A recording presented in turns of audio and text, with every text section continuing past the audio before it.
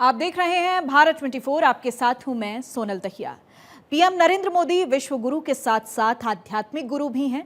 भारत 24 ने प्रधानमंत्री के इस अंदाज को पहले ही दिखाया था। अब बीजेपी ने भी पीएम मोदी को भारतीय संस्कृति का संवाहक बताया है। इसे लेकर बीजेपी ने एक वीडियो भी शेयर किया है।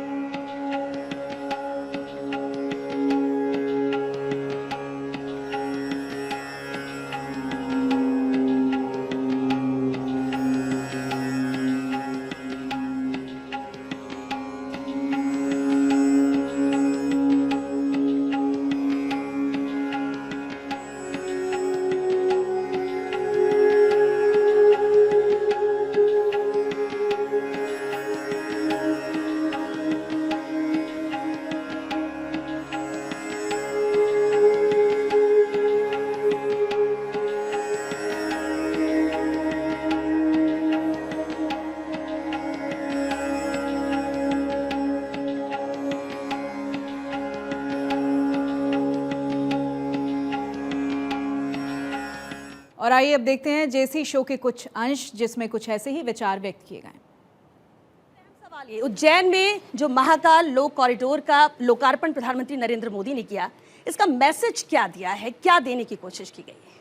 इसका एक ही मैसेज है, वो है जिस तरह कहा जाता था कि एक प्रचारक से प्रधानमंत्री, अब ये कहा जाएगा कि एक प्रधानमंत्री से धर्म गुरु, आध्यात्म गुरु। ये सबसे बड़ा मैसेज है इसका।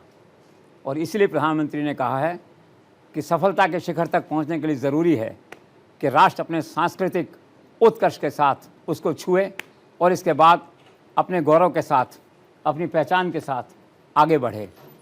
तो इन दोनों वाक्यों को जब हम जोड़ के देखते हैं और इन वाक्यों को जोड़ने से फिर स्पष्ट होता है सामने कि आज नरेंद्र मोदी का एजेंडा को या उनका दर्शन शास्त्र बदल गया है। देश की राजनीति को वो एक नई दिशा देने की कोशिश कर रहे हैं। महाकाल का ये जो प्रयोग हुआ है, उद्घाटन हुआ है, ये अद्भुत है, अलौकिक है, स्वर्ग का एक खंड है जिसे कहा जाता है। इसीलिए आज ये सवाल उठता है कि क्या सचमुच नरेंद्र मोदी भारत के प्राचीन गौरव को लौटाने की कोशिश कर रहे हैं? क्या वो भगवान शिव का कोई कर्ज उतारने की कोशिश कर रहे हैं? तो स्वाभाविक तौर पे ये प्रश्न आज देश के लोगों के मन में है। और मेरा स्पष्ट कहना है कि प्रधानमंत्री का रोल थोड़ा चेंज हो रहा है। राजनीति में आना, प्रधानमंत्री बनना एक संयोग था। उनका जो मन है वो शिव की आराधना में, मंदिरों की आराधना में, भगवान की आराधना में बसता है।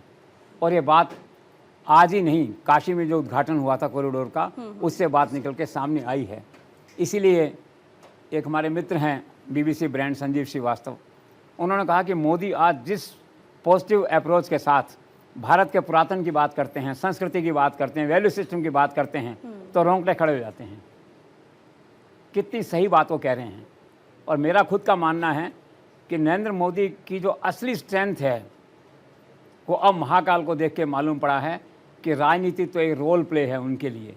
बाकी उनकी असली स्ट्रेंथ जो है ना, वो धर्म गुरु बनने में, आध्यात्म गुरु बनने में, देश के संस्कारों की रक्षा करने में, मंदिरों की रक्षा करने में, मंदिरों के पुनर्निर्माण करने में है।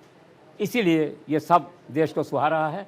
और एक बहुत बड़ा वर्ग है देश में, बल्कि कहिए कि हर भारतवासी इन सब बातों से खुश है, इन सब बातों से प्रसन्न है। और आप देखिए उनका काम करने का तरीका, आस्था उनके चेहरे से झलकती है, पूजा उनके चेहरे से झलकती है। आप देखिए वहाँ बैठे हुए शिव की मूर्ति के सामने बिल्कुल ऐसे होकर के सीधे, देखिए मन से पता लगता है कि आदमी मन से शिव की उपासना कर रहा है बैठ के जो है। और जो माला जप रहे हैं वो कितना परफेक्शन है उसके अंदर।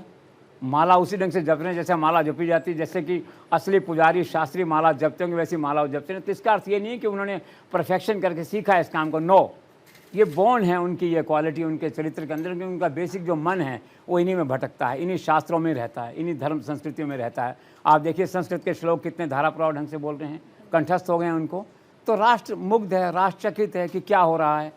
तो मेरा ये निश्चित मानना है कि सबसे बड़ा मैसेज इस महाकाल कॉरिडोर का ये है कि नरेंद्र मोदी अपने पॉलिटिकल रोल के साथ साथ एक धर्म गुरु, एक आध्यात्म गुरु के रूप में तेज़ी से उभर के भारत के मानस पटल पर आ रहे हैं।